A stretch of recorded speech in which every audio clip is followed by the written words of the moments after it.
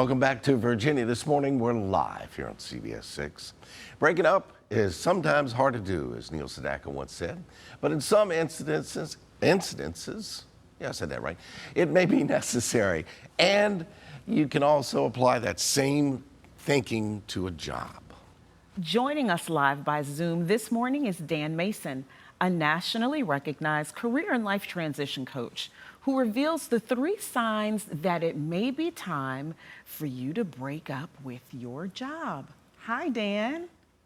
Good morning, Bill and Deborah. Good to be here with you. All right, so Deborah and I have lots of questions. We've both been around a little while, me a lot longer than her, and we've all been in jobs where it wasn't working. Now, it may be the fact that maybe somebody great that at their job had the job you wanted, and you just said, well, that's blocked, I can't get there. Or it may not be a good fit. It can be lots of things, but most of the time, can you feel that, Dan? I know most of us do.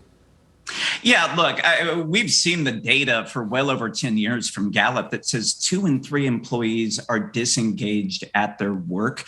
But the pandemic's really just accelerated that spiritual and emotional decay a lot of people feel when it's time to sit down at the computer every day.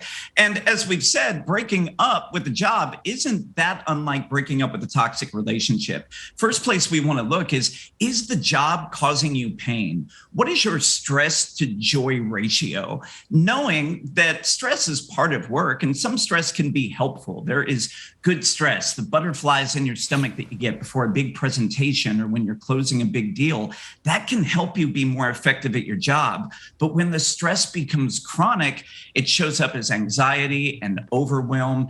And when that's left unaddressed over time, it's going to have serious health benefits. For me, I was 38 years old on blood pressure medication and contracted shingles. I knew it was time for me to reconsider my career options at that point.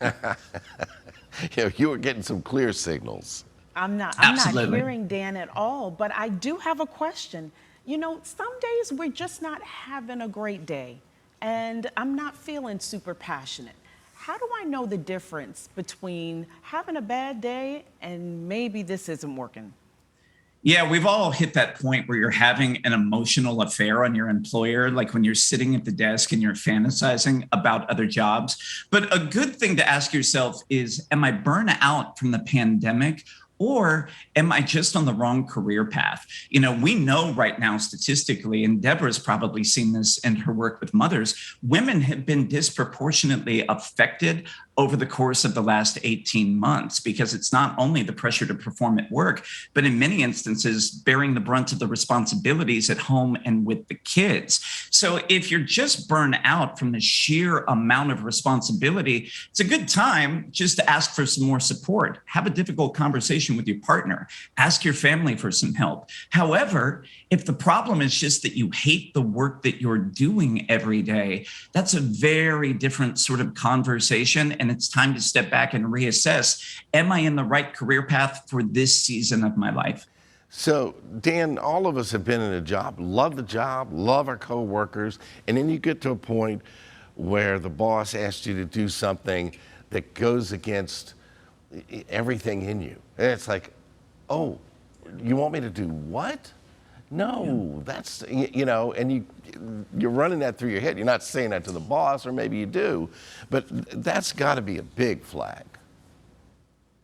Well, you cut out on me there, Bill, but to get to your point about feeling out of alignment, there are so many people who go through that, right? The job was working for you at one point in your life, and now it's not. It's no longer aligned. Corporations change. Bosses change, but you need to ask yourself, what are my core values? What are the things that are important to me?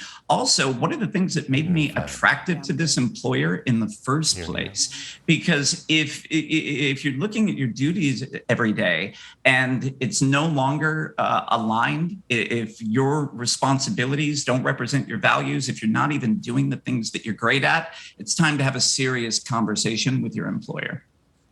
So then what are next steps, right? I realize this isn't working for me anymore. It's time for me to break up with my job. What do I do? Well, great place to start is to figure out what your purpose is. I think that that is the first step in any career reinvention. Three concentric circles that we want to look at. Number one, what am I good at? Number two, what are the things that I love? What's the work that lights me up and makes me feel alive? And number three, what does the world need? So when you're really at that intersection, using your gifts and talents in service of other people in a way that lights you up, that's what I like to call the amplified life. That's when it's easy, it's effortless, and you feel on fire with your life. All right, Dan, last question.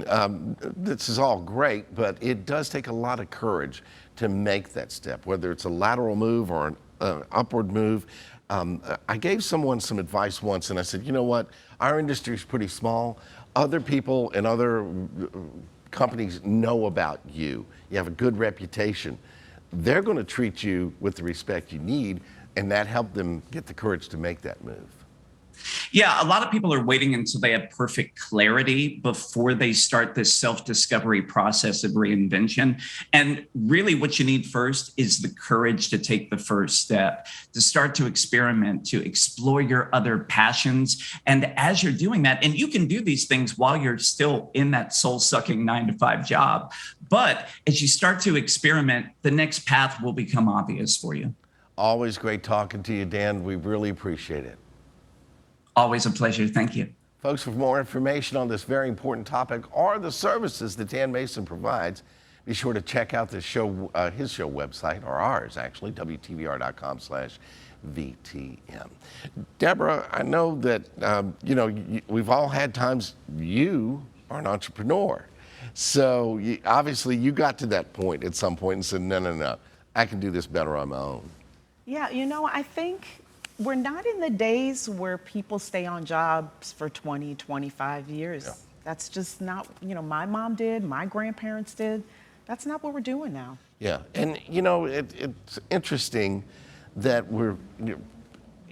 we started out talking about relationships. So you're in a relationship, and that's hard to break away from. But your job, now we're talking money. We're talking putting food on the table. Yeah. So that adds a whole different level of pressure and anxiety.